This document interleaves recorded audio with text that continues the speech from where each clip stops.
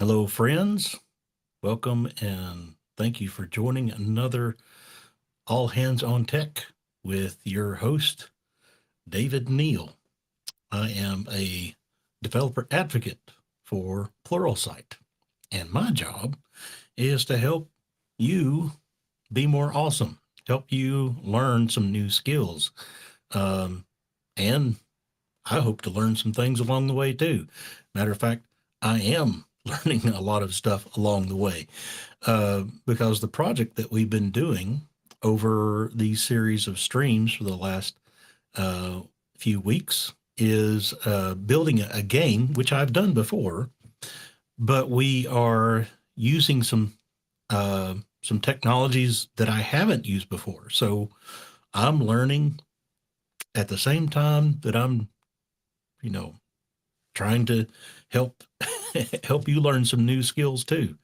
Um, in particular, last week we were getting ready to um, add some functionality to the game application where it would remember, um, uh, you know, kind of like a persistent session from one to the next, a particular player in the game, so that if there was a interruption in the connection or they had some other kind of technical issue, if they rejoined the game, they'd be able to get right back into the game where they last left off.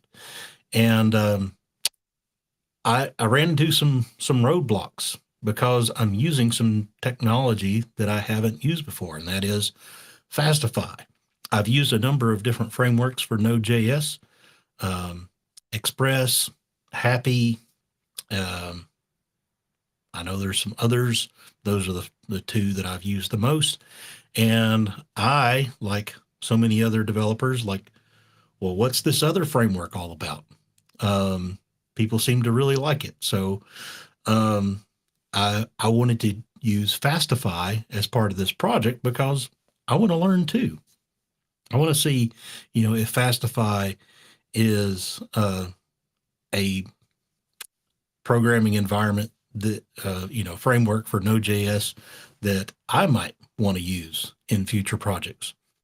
So far, it's been great, but ran into some snags last week with creating these sessions, and it's just a case of me not really knowing the technology that well. So we're figuring this out together.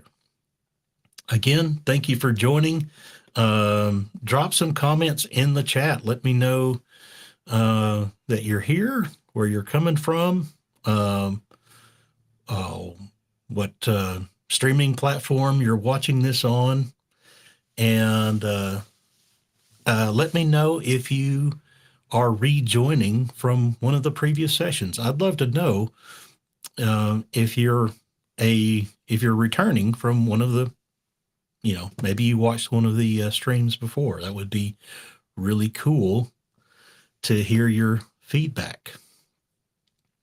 And always, if there's anything I can do to help you, any questions I can help answer, we'll figure some of this stuff out together. I'd love to hear that. If you are interested in checking out the source code for the project so far, you can find that on my GitHub repository, github.com/reverentgeek. That's me. Slash AHOT-trivia-game. AHOT is All Hands on Tech. This is the show that me and some colleagues at Pluralsight are running, and we're all exploring some different technologies. I'm right now focused on Node.js and some web-based stuff. Like we're using Tailwind CSS. We're using Fastify for Node. We're using, what all are we using? Let me look at my project over here. We're using Vue on the front end and Socket.io for doing WebSockets and real-time communications. If those things sound interesting to you, great. Stick around and we'll continue to build this game together and learn some stuff along the way. Any questions or any comments, please post them wherever you're watching this stream, and I will try to answer them as well as I can. All right, I'm going to close that and switch over to my desktop, and let's see. Here I am in the corner. That's a REM song, right? We are the project that we're looking at here. I've got it open in Visual Studio Code, which is my favorite editor for building web applications, especially JavaScript, Node.js. I just love the extensions and the plugins and things that are available. The interface that's available in Visual Studio Code has become my go-to editor for everything. So in this project, if you download the source code, there's a README file, and we've got some dependencies. If you want to build this application on your own, you're going to need Node.js, and I highly recommend if you're on Linux or Mac, or if you're using the Windows, the Linux subsystem for Windows, that you install NVM, which is the Node version manager, and you can use that to manage the versions of Node you have installed. There are some setup steps, basically running npm install from inside the source code to install the dependencies, and using npm run dev to launch the web application. So if I switch over to my terminal here,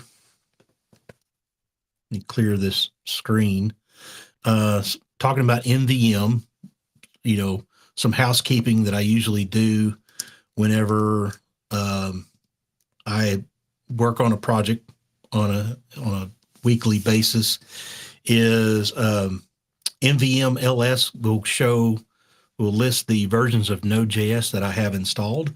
Version 18 right now is the stable long-term support version of Node.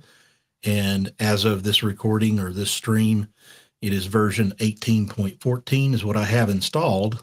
But if I type nvm ls remote 18, that confirms that I am running the latest version of 18.14.0.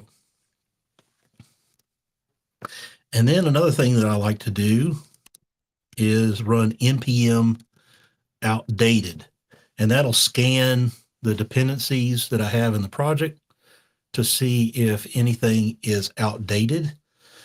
There are some minor updates to Fastify, Socket.io, and Tailwind. Tailwind is actually an updated patch version, so 3.4 to 3.2.4.3.2.6. And if I want to, I can use npm update to go fetch the latest versions of those packages. Usually those kinds of updates are like updates to other dependencies, maybe some minor bug fixes or minor vulnerability fixes, and those just make sure everything's running in tip-top shape. Christina says, love the REM reference. Well, I should probably talk about music more often. There's a high correlation between music and being a software developer. And of course, I don't know, you can see I've got some guitars and other music reference in my office /studio here. I play a lot of guitar, and maybe I should entertain some folks on a future stream with some guitar music. Thanks for joining, Christina. So in the now that those dependencies are updated, I'm going to say git status, and these are the files that were updated or have changed since the last time I committed them to the repository. The reason there are so many files that haven't been checked in to and committed is we got to a point on the last stream where we ran out of time. I didn't have a final solution in place. I didn't feel comfortable checking in, half broken code. So hopefully we'll get over that hurdle today, and we'll get the latest code checked in. Jeremy, yes. Vote for guitar on the stream. Thank you, sir. I would love to incorporate that in a future stream. Every opportunity to play guitar. It's kind of like the bumper sticker you may have seen on a car. It says, "A bad day fishing is still a better day than working," or whatever. Anytime I get to play a guitar, that's a good day for me. Okay, so where we got to last time, I was in the process of adding some session management to the web application. I want to be able to, as I said before, if a client has a network interruption or they need to reload their browser or whatever may happen, that they are able to rejoin the game using the same session and get right back to it. And I think the problem that I ran into is that Fastify, or at least the Socket.io plugin for Fastify, is different than the one that I've used in the past on other Node.js platforms. So I think what I realized too late is that we're going to have to rely on cookie-based sessions in the web server as that mechanism for remembering sessions and persisting those. So we got started on that, but still have some work to do. So if I run npm run dev, that'll launch the web application. It's also, we have just one step in our build process right now, and that's for Tailwind. That executes and compiles the CSS for our application and builds this game.css file in the public folder. So the public folder is like a folder of static assets, and those could be HTML files, CSS files, JavaScript files, all the kind of client-side assets that our web application needs to run this app. And then we have server-side code in the source folder, and that's what gets executed on the server. So it rebuilds the CSS file and launches the game, the web server, and it's listening. I've got mine configured to listen on port 8080. So right now, the application is crashing. I do see the initial screen, but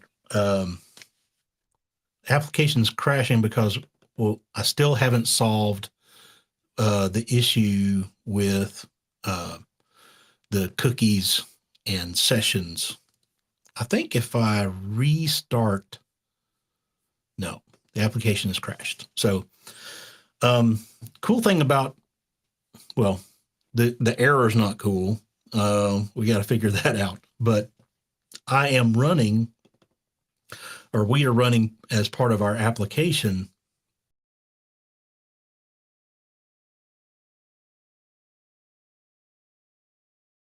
that we have installed, a developer dependency here that launches the application and monitors the file system in our source code for any changes to HTML, CSS, JavaScript, so forth, and will automatically restart the application or the service, when it detects any of those changes. So if I, just to demonstrate, if I come here to the index.js that's in the source folder, this is the starting point for the Node.js server, and I make a change, let's just add a comment, creating the options object. Whoops. And I save that. Then the server has automatically restarted. And of course, it crashes again because we've got to fix our issue. Fighter on YouTube. Hi, thank you for joining. Thank you for saying hello. Okay, so our error, argument string must be a string. This is the error that's happening in our cookie module. So what is generating this issue? So we look at our stack trace here. And going up the trace, we got parse cookie, game server, JS line 38. So that's where this is happening. So line 38, yep, is where we parse the cookie. So the client is connecting over WebSockets, and we're logging the socket connection and the headers, and then we're attempting to parse the cookie. And my guess is this socket.handshake.headers.cookie doesn't actually have any data in it. That's why we're getting our exception. So if we back up here, we see that a socket connection is being made. That is this line right here. So our socket ID and our socket handshake auth. So here's our socket ID. The handshake auth is a empty object. Then logging the headers. And that looks like this. So we have things like an accept, a refer, accept encoding, accept language. There's no header or cookie information in this header. So there's no, if there's no cookie, then we can't parse our cookies. Yes. To answer your question, Fighter, it is we are using Node.js, and then we're using Fastify as the kind of the framework on top of Node.js for our server-side web application. So using Fastify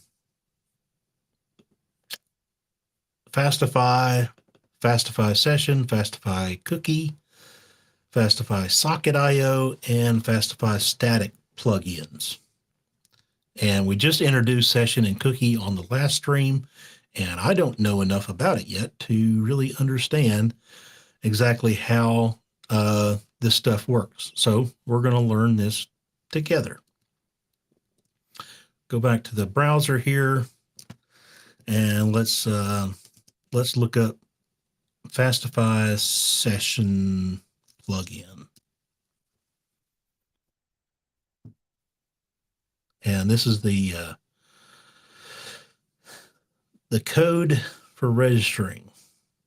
So we got this far. We got the plugins registered. We got our secret value, which in this case we're pulling from an environment variable. So we got our session secret and whether or not HTTPS is enabled. Those are environment settings that right now are in this environment file. But if you were deploying this application to a production environment, you would probably use actual environment variables on that server or that container, whatever it is that you're deploying to. Or you could just generate this env file as part of your deployment process. But those are kind of things that you don't check into your source code because they can contain secrets or other information that you don't want readily available to the public. So I've got this environment sample file that you can copy and make your own. So it has the port. The default port is 3000. Host 000. It's like local host. Session secret and HTTPS enabled by default true, but you would want to set that to false for your local dev environment.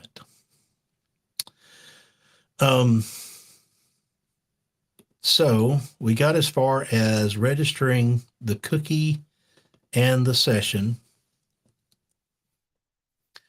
Let's see, store data in the session by adding it to the session decorator at the request.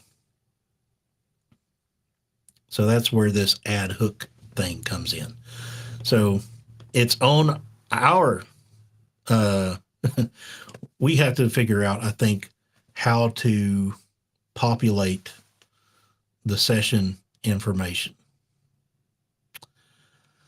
Note, for all unencrypted HTTP connections, you need to set the secure cookie option to false.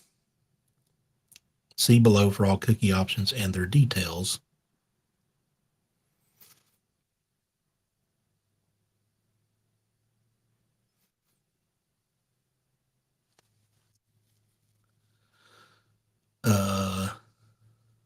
So I think I did that. I think I've got, yes. So secret is the session secret, and cookie, whether or not it's secure, is set on there. So that's correct. At least I believe so. Now, that's this value right here, the secure value.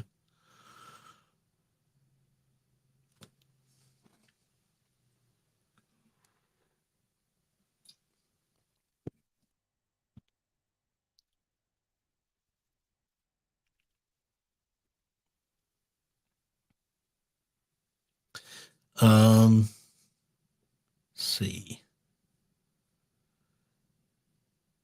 So there's a decrypt session, a decrypt session in case you need to decrypt the session manually. And I think that's what we're doing, or the code that I found, or example I found before, was to be able to decrypt the cookie that is sent over the WebSocket.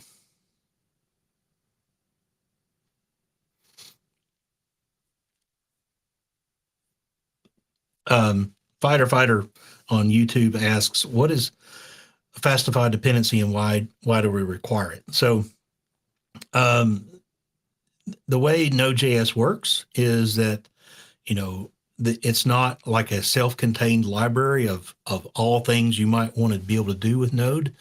So you pull in other libraries, just like you do with Java or .NET. You you have a using or import statement, something like that, to pull in dependencies.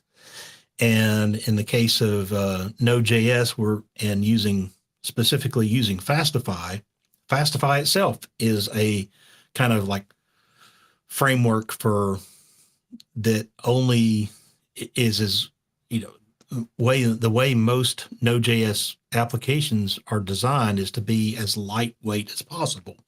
So Fastify in itself doesn't include support for things like sessions and cookies or WebSockets. And so those are plugins or middleware that we pull in by first installing those dependencies with npm install, and then using require to pull those modules in and register them with the server, so that we're like composing a version of Fastify that includes support for sessions and cookies and WebSockets. Hope that answers your question.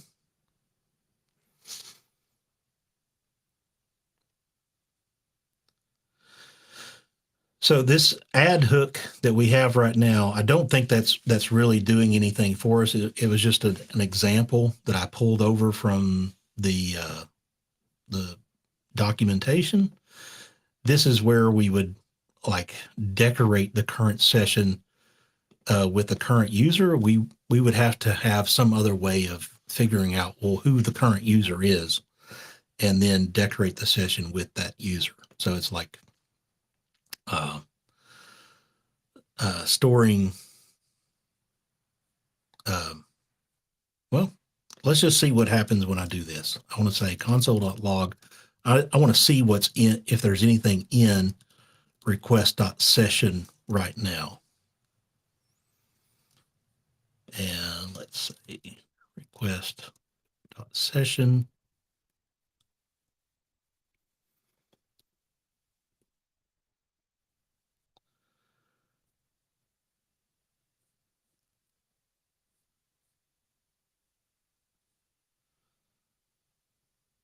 So we don't even get to that point. This pre handler has yet to run.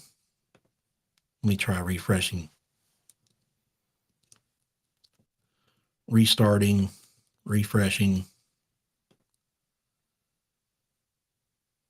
Headers. Yeah.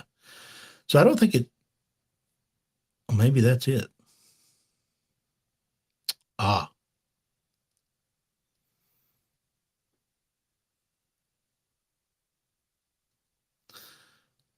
Yeah, before the WebSocket connection is made, we do have a session.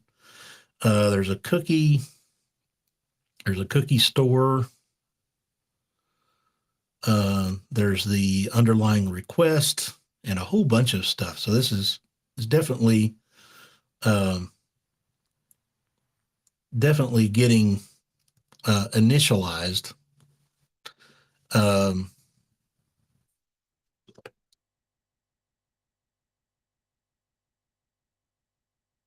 We'll figure out how to load a user from storage.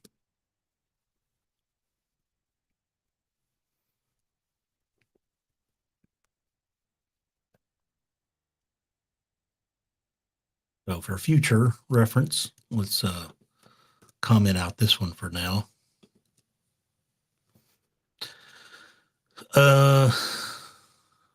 Still kind of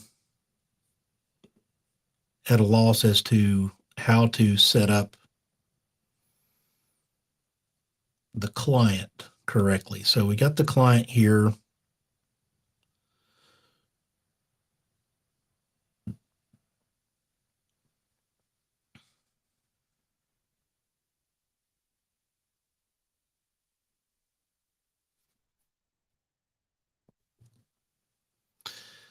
I need to understand more about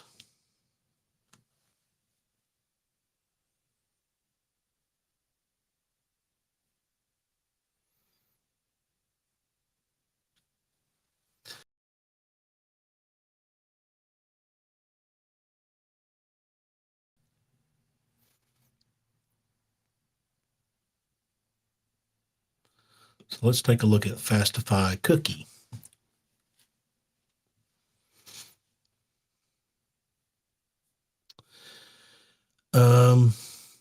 So we got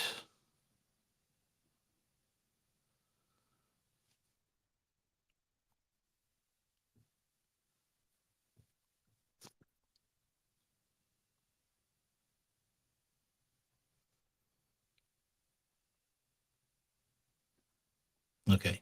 So this is if we were wanting to set our own cookies and be able to retrieve those, from request to request. So I don't think we really need to know how the cookie mechanism works.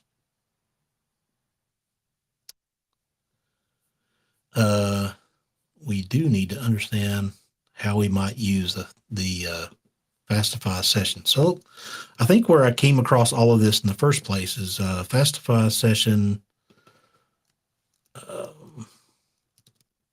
socket IO was this GitHub issue.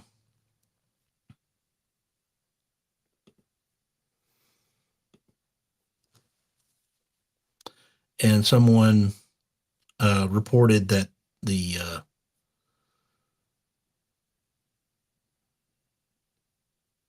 answer was to parse the cookie, but this is kind of an incomplete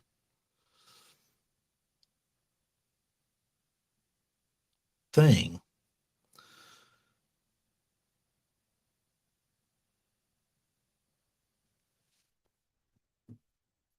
So maybe I need more information on how to set up Fastify socket IO and Fastify session information. So I wonder if there is an example. So we have a basic example and a TypeScript example.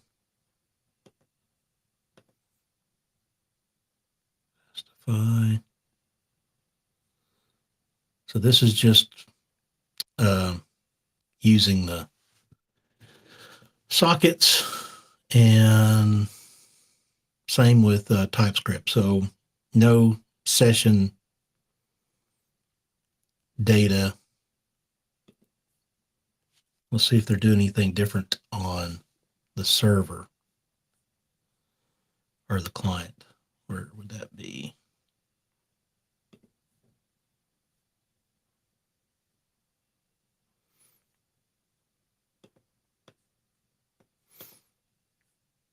So they're just creating an instance of the socket.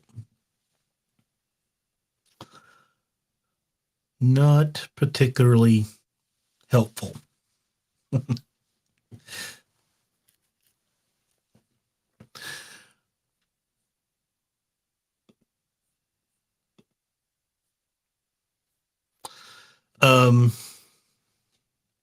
Chat GPT. Yeah, maybe Chat GPT could help.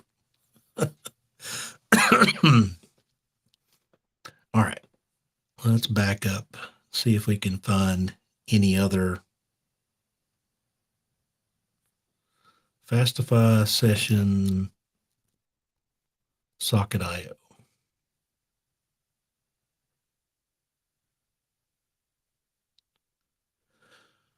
Okay. Let's check the old Stack Overflow.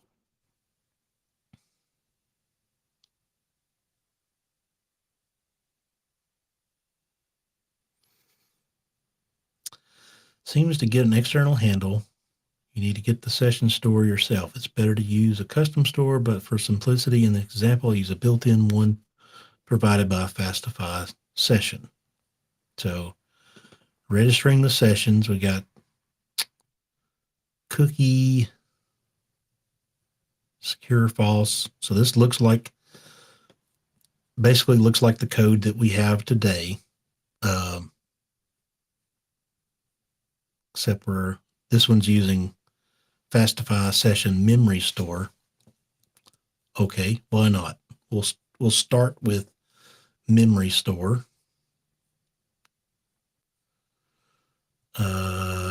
That is on the Fastify session. We'll say const session store equals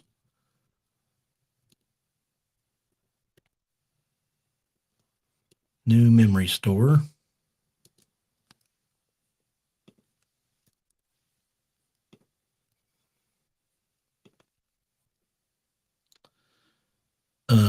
And the options here.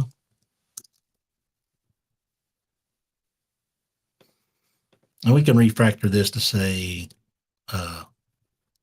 session options equals all of this. Might make it a little bit more readable. And we'll pass that to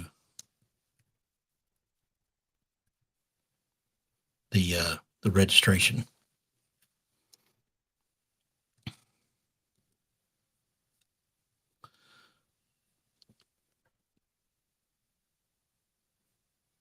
Okay, still crashing as expected. But we have a memory store set up.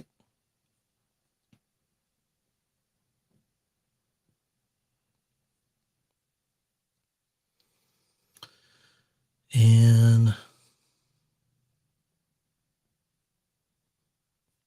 they're specifying a cookie name of session ID.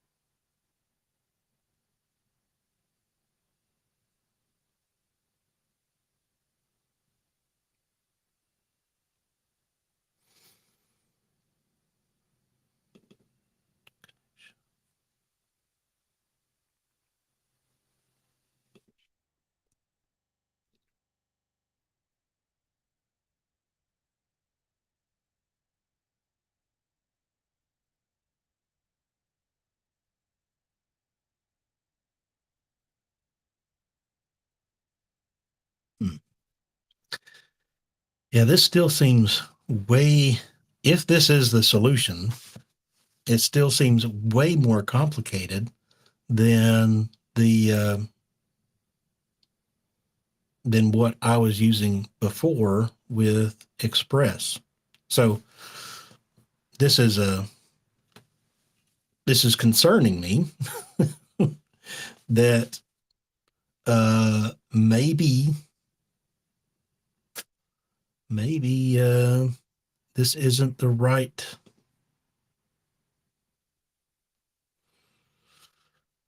approach.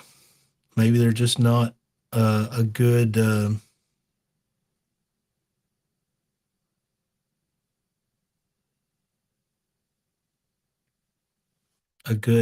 approach to using sockets with Fastify.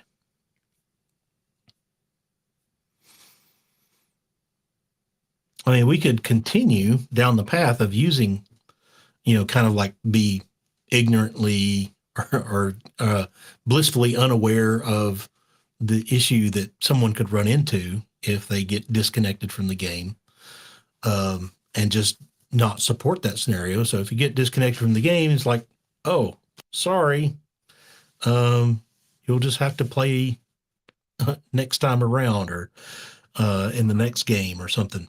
I don't want to have that kind of experience. So not sure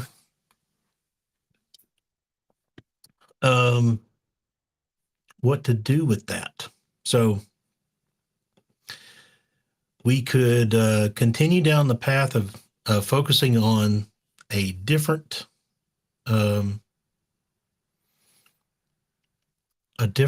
issue, or working on a different feature of the application, and maybe I can figure this out at another time. Or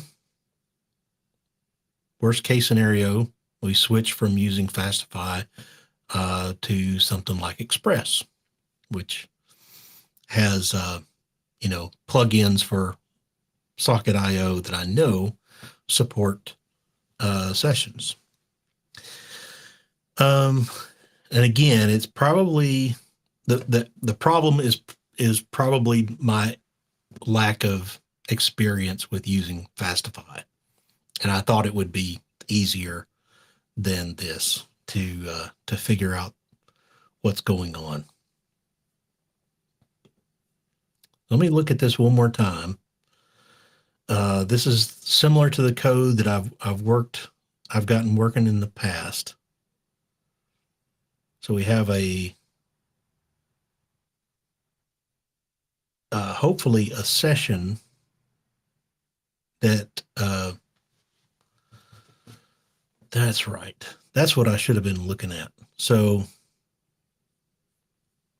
on the server side, when we register where is it? When we register Fastify IO, right now we're just registering it. There's probably a configuration setting for this plugin registration that will enable sessions for us. I think I've been barking up the wrong tree, to use the old Southern term. And to answer your question, fighter, yes, I am from the South in the U.S. I live in North Georgia, so you might could pick up on some Southern slang. I speak fluent redneck, so hopefully you can understand my version of English. So barking up the wrong tree on trying to get cookie-based sessions to work, when I think WebSockets does have a session system in it. So let's look at that. Let's say WebSockets session, Socket.io. How to use with Express session? Well, we're not using Express. Using multiple nodes. How that works? Well, let's just look at this one anyway.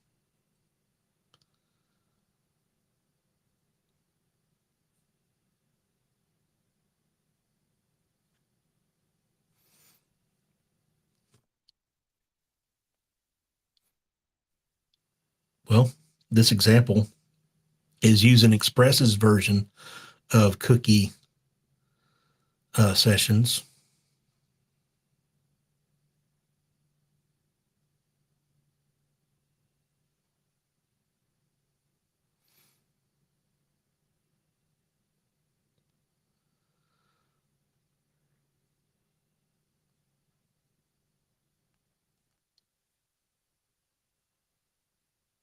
This is also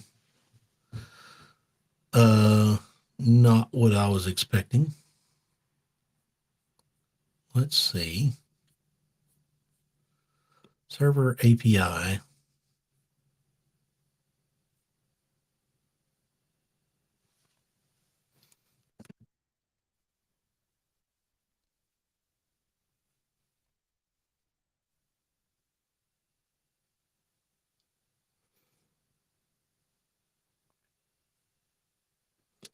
How to deal with cookies. Cookie-based sticky sessions.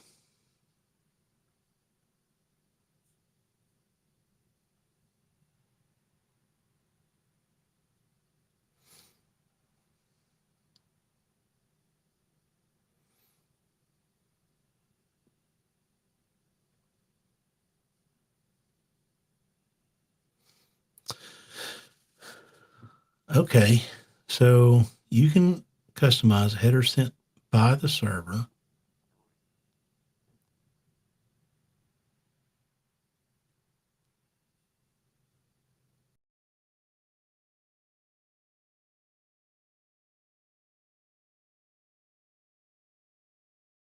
So obviously to have sticky cookie-based sessions, there's a lot more work to get this to work with Socket.io than I thought. And I must have naively been using just memory-based session or local storage session. And I think we could still use local storage. That's the way I implemented it in another application. So I'm going to have to do more research and figure out how to implement this. So let's go back to the README and so the README, according to, the game plan, is that we would be able to start a new game, and I'm going to back out the work most of the work that we've done for this session stuff. Let me just see what files have changed. I think every bit of this is related to session stuff, and it is. So here we go. I'm going to create a new branch.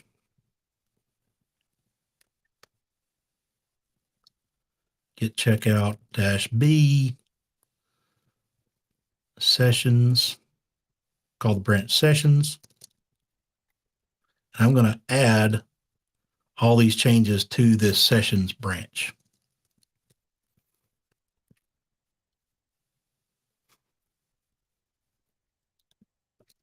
And we'll say this is sessions work in progress. And maybe I'll just go ahead and push that to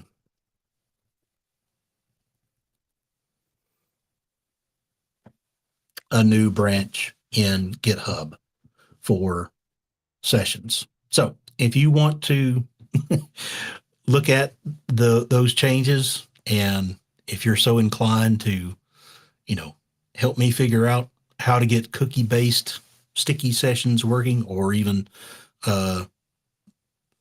less complicated, hopefully local storage session IDs working, by all means, check it out and help me out there. Again, if you want to get the source code for the project, that is available on github.com/reverentgeek/ahot-trivia-game. And I'm going to go back to the main branch, npm run dev, and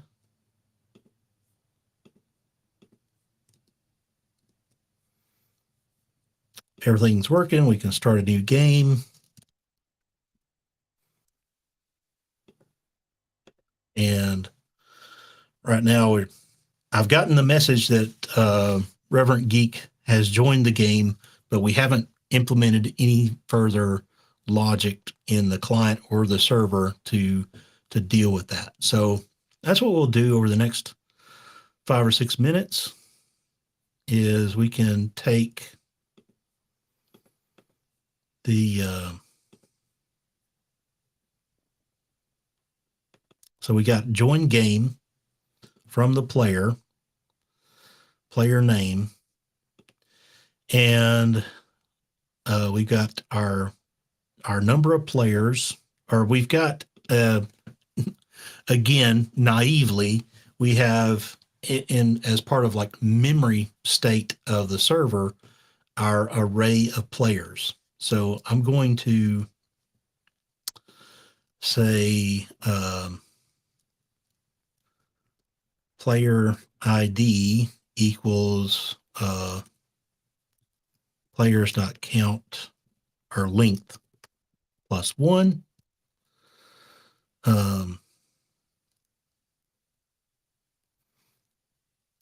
And we'll say players dot push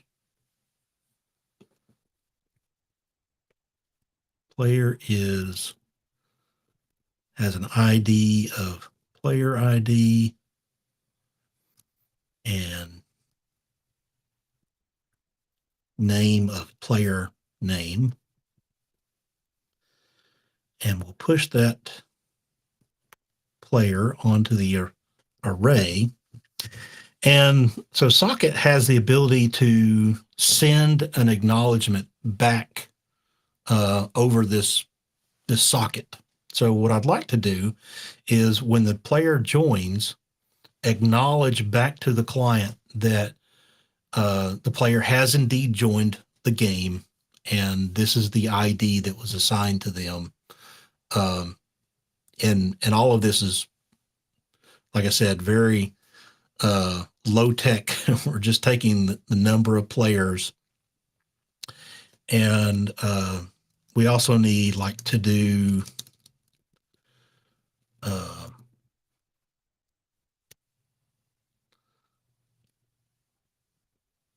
set the limit of the number of players. Maybe there's not a limit. Maybe just the first person who joins the game gets to decide how many players are going to play that game and start the game whenever they feel like it's ready to start. Or we might set a threshold of like only 4 players can play the trivia game at the same time. And that's probably the right call because, you know, the screens that we want to produce with like showing the scores, who's in the lead, all those kinds of things would it kind of necessitate us putting a limit on how many players there are.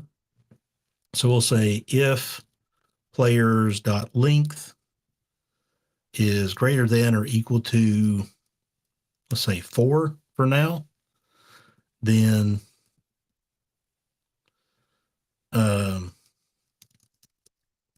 start the game. And we could set this to like a configuration.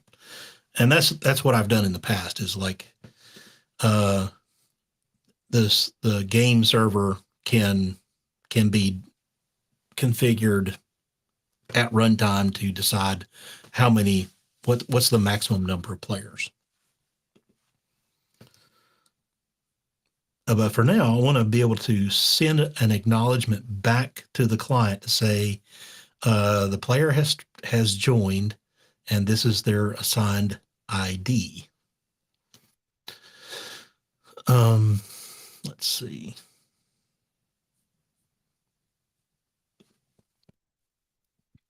Socket IO acknowledgement.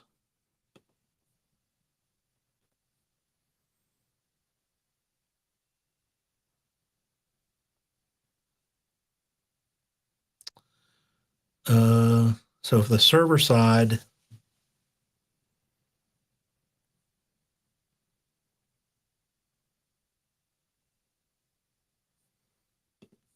acknowledgement, here we go. So when we get an update from the client, we use callback. Okay, so we need to, as a second argument to the join game, we'll say this is a callback.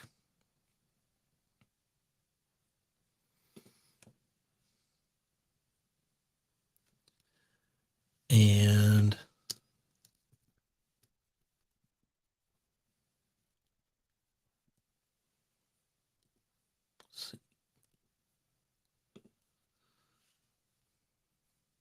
we might say joined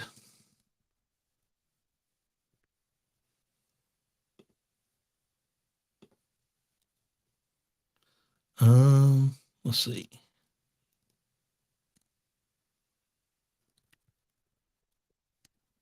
let's just call back with the player.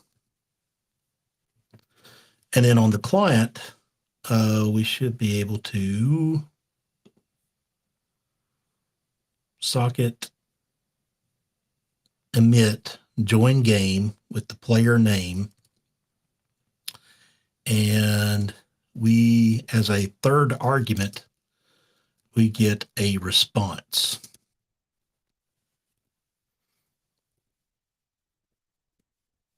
So let's just log the response. Received ACK from server. Okay. All along the way, every change we make, the server restarts automatically. And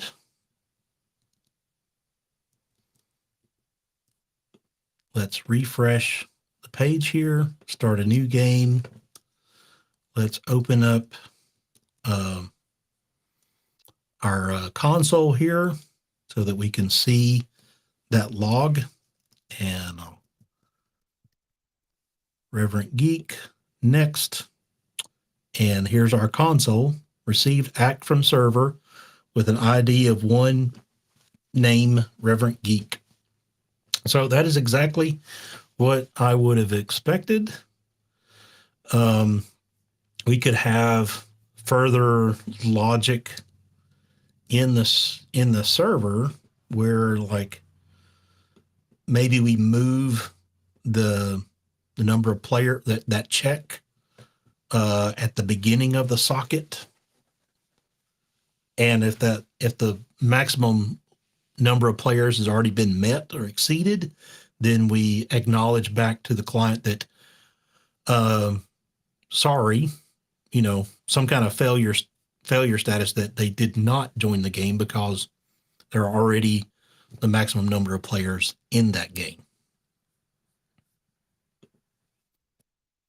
So I think that what I can do now is change, now that we've got this acknowledgement back from the server, I can change the local state to waiting.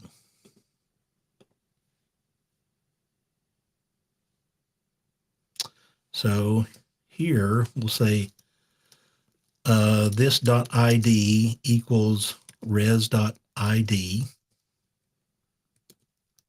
and this.state equals waiting.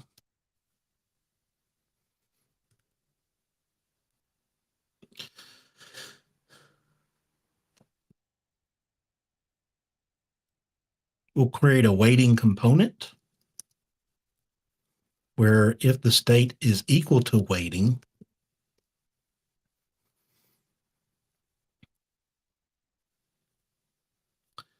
and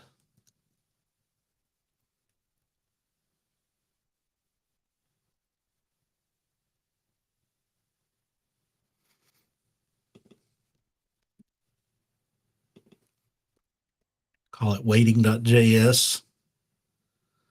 Over here, we'll take our one of these, like just create a new file, call it waiting.js.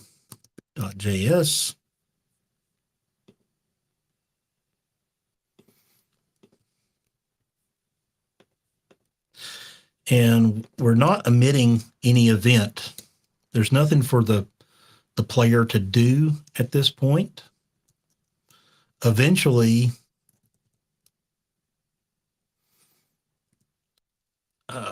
let's see. Yeah. Eventually, we may want to give, like, depending, based on the player ID or some other algorithm, we may have an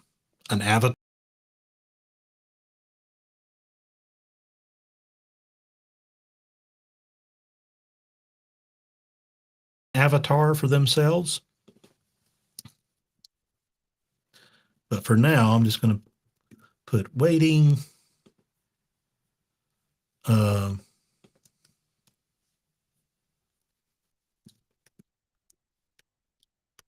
Waiting for other players to join. And player name. Let's pass down that property or that value, that state to that component so that it can show or acknowledge back to the player that they set their player name correctly. Let me see.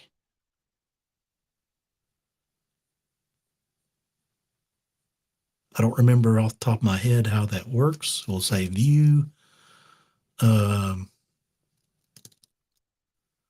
component props.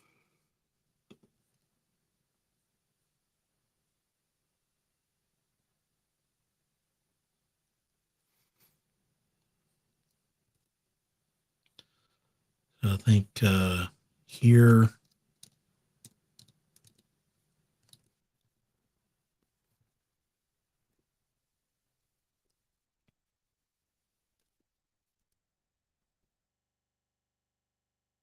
player name is a string.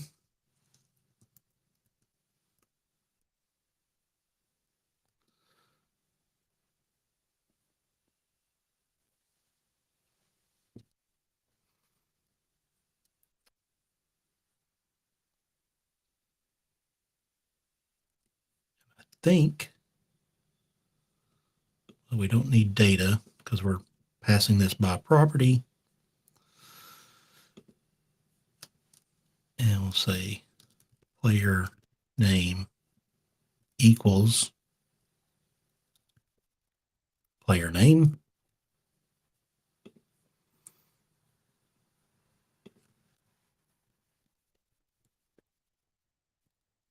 Thanks for joining.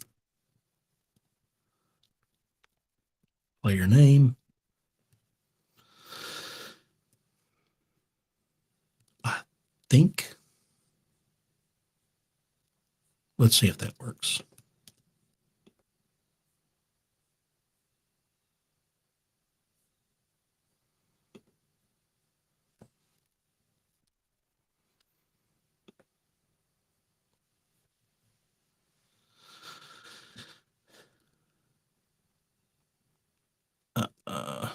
Maybe we need to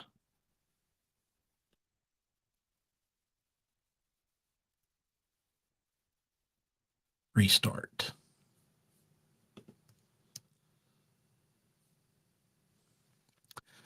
Failed resolve component waiting. All right, I must have mistyped something.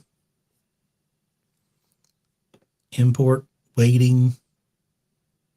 Oh, I forgot to add it to our list of components in create app.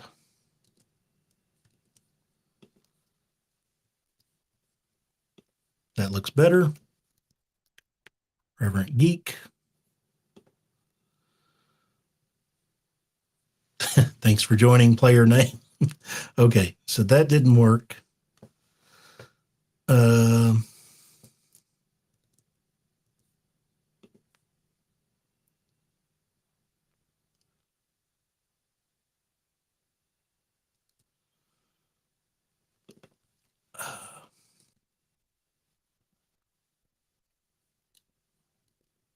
Let's see if that works.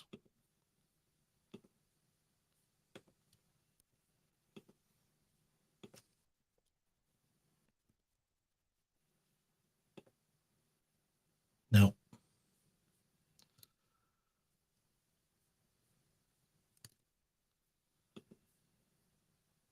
Dynamic props. Oh, yeah. So I got to do, where's my, I use the colon player name equals player name. And that should bring the player name that is set in data. Also, default ID of 0. We could go ahead and also set ID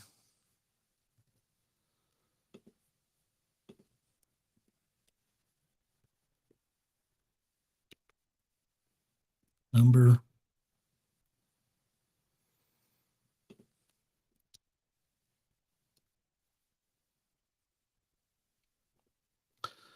and just see if that works.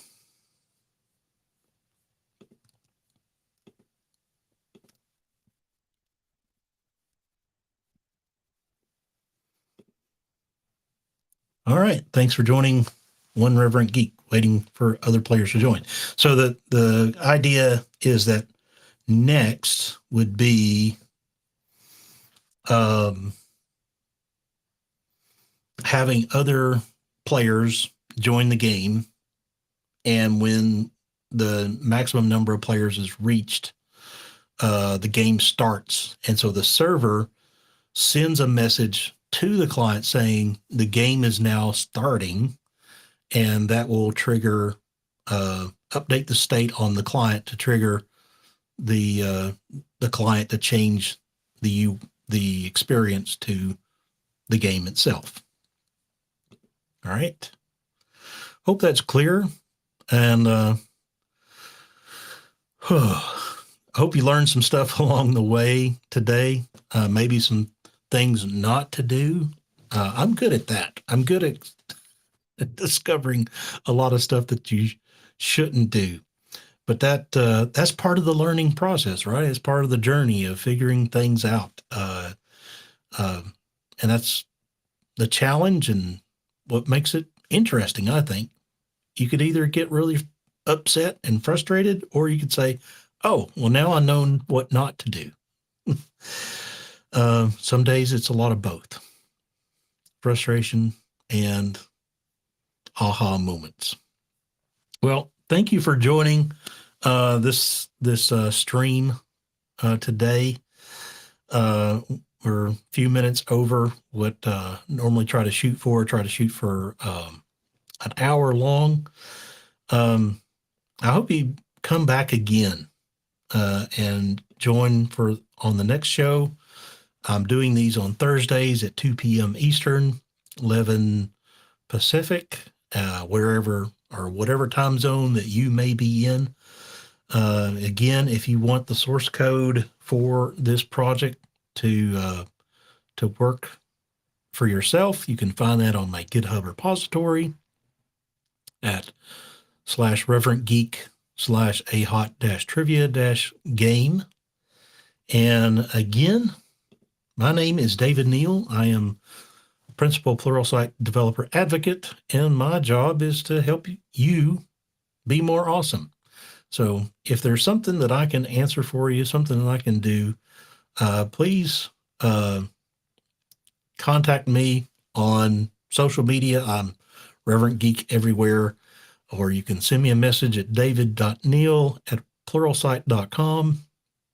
And hope to see you on the next All Hands on Tech.